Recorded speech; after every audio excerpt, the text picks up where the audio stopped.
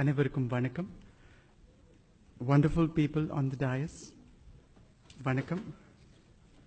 And everybody here, a very good evening. Thank you for that wonderful introduction, sir. And I'm really honored to be invited to this wonderful conference. India is a land of diversity. It has always been a land that has been inclusive of all genders, of all sexes, of all cultures. Once a country of diversity, once a country of its own beautiful history, with all the mythologies in our country like Ramayana and Mahabharata, celebrating the diversity of gender fluidity and our sexual orientation. Now India has produced those beautiful gender fluid people called transgenders as beggars and sex workers. What was once a country of celebrating man becoming woman or woman becoming man and vice versa, which you can see in all our sculptures, scriptures, that diversity, that celebration. It was destroyed after the arrival of the British in our country. With their narrow-minded politics, law, and values, it has definitely destroyed our country. Especially the Criminal Tribes Act, which they brought 200 years before. That act had criminalized almost 33 tribal communities, which includes the transgender people as well. Even though after the independence, India's independence in 1948, that act was scrapped, but the effect of that act, till today, it is prevalent. As a child born as a boy, I had gone through severe internal confusions. As a child, I had no family to I had a family, but it was difficult for my family to accept my gender fluidity. At 13, I told my parents that I wanted to be a woman, but India, which celebrates our sons and not daughters, my mother was not happy about it. She was indeed shattered. And at 15, I wanted to commit suicide because I had severe discrimination and bullying and teasing at school where I studied, not only by my fellow students, but also by my teachers. And at 18, I was sent to a mental health center where I was staying there for a month because they thought it was a disease. My family thought it is some kind of a disorder, but no treatment, nothing happened because I don't have an illness. People are born this way. It was not my choice. It was God's choice. And I'm happy about it. I've gone through so many challenges in life. And at school, if it was about discrimination and bullying, at college, it was even more. It was sexual violence against me, and it was so difficult for me to complete my undergraduation and post-graduation degree. And at 13, I had a friend who was a transgender who had been abandoned by her family. I was a kid who was in search of people like me. I became friends with her. She was indeed a sex worker, must be 20-year-old. I was walking with her along a dark lane because our friendship was not accepted by our families. Suddenly, seven persons in an auto rickshaw, they come very fast, pull her inside the auto rickshaw, kidnap her, and take her away. I run to my home, and I cried that whole night, not sleeping. The next morning, I came running towards her house. It was locked. I waited for her, and then she came, all her clothes torn, she was ripped apart, raped that whole night by 7 people. And I told her, let's go to the police. She cried, and then I couldn't control. I cried, and she told me, the police will not help us because I am a sex worker too, and they will only question me, not them. So that was when my first anger against the injustice being done to the transgender population, I have witnessed it. And since then, in so many periods of my life, I have seen so many of my community, especially the young people, committing suicide, being murdered, being raped. Why does that happen in our society, in our India? Because a woman is not celebrated. Being a transgender or being a woman is a shameful thing. I know almost all of my friends have been disowned by their parents, have been rejected by their parents. And at a young age, they step out of their homes and they begin to live with other transgender people.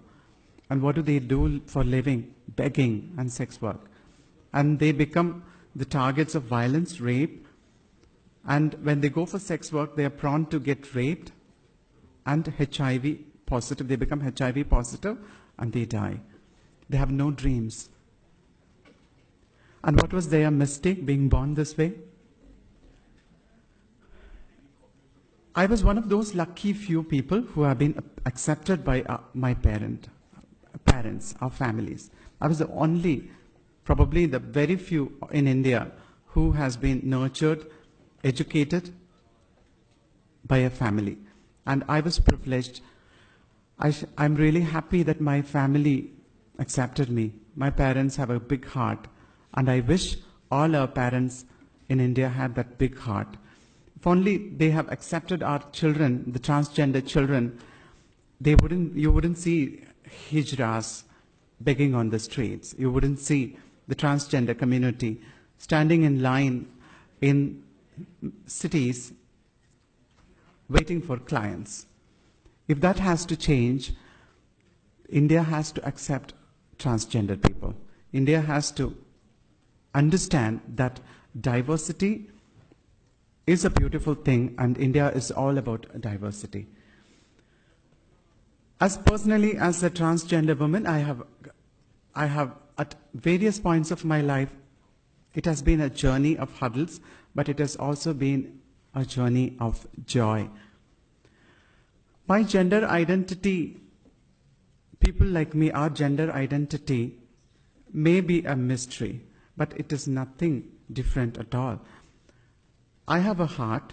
I'm a woman. I've changed myself medically into a woman.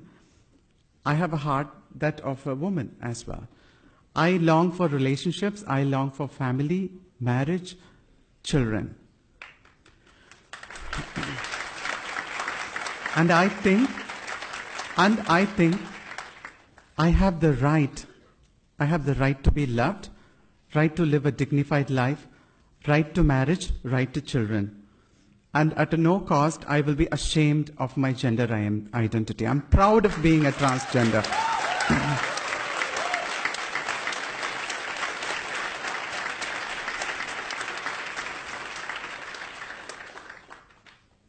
At 25, I decided to start a small organization. It's called Sahodari Foundation. Sahodari means sister. Our organization is small.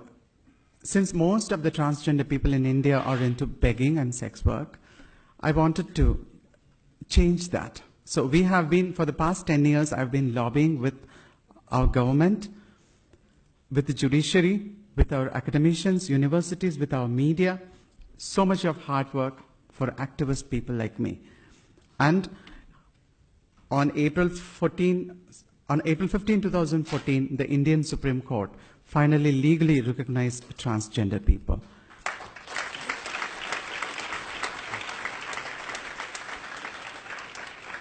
But law, policy, will that change people's mindsets? Will that change our families' mindsets? It will not.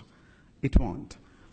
Our society has to change, and that through our education system in India, we can change. Our education system in India is so pathetic. It is only of mugging up and memorizing all data. It does not really teach human values. It does not really teach how to respect each other and understand each other and embrace each other and understand that we are all equal. That has to be changed, and we are working on that. As I said, I'm not a transgender. That's not my real identity. Is woman is your identity? That comes as a last. You're an artist. You're a fashion designer. I am an actor. I act in theaters as well as in films. I'm an artist. I do paintings, and I sell my paintings, and I fund the education of underprivileged trans women and poetry. I published my first Tamil poetry book named Kuri Arutthen. It means phallus I cut, which is going to be soon translated into English as well. And my journey continues. My gender identity is not me. First of all, I'm a human being. I'm an Indian. I'm a human being. And I'm an artist. I'm an activist. I'm a writer. And my transgender or transsexual or hijra or whatever they call me is the least I'm bothered about. I have written a poetry, and I would like to read my poetry. It's actually in Tamil, but I translated it into English. It's called Phallus I Cut. No transcendental yoga I performed to transform myself into a woman. I cut my phallus, soiled in blood, and transcending death, I became a woman. Oh, you do not have ovary, woman you are not, said you. Well, oh stop. As you have removed your manhood, you are now a desolate tree with decayed barks. You have dug the grave of your own lineage. Live you may till your roots last. The earth that bears you shall give up one day, as you have not planted your branches below, said you. Well, I do not want that ovary to carry your excretions of caste and religious fanaticism.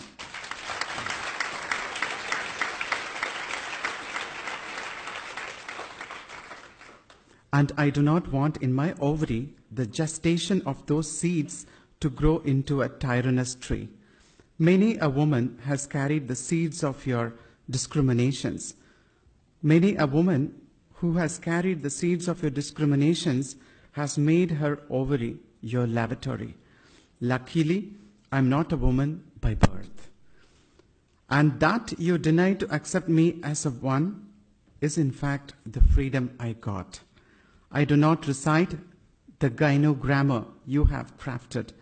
Call me an error in nature, and call me what you will. I know myself for sure, who I am at any given hour. Renouncing the religion, casting away the caste, we are united as the rejected. Can you live this life we live? Can you become a woman without carrying a womb? Can you become a daughter without sucking your mother's breast? I can. Cut the phallus of your chauvinism, and then, and only then, you tell me that I'm not a woman. Thank you.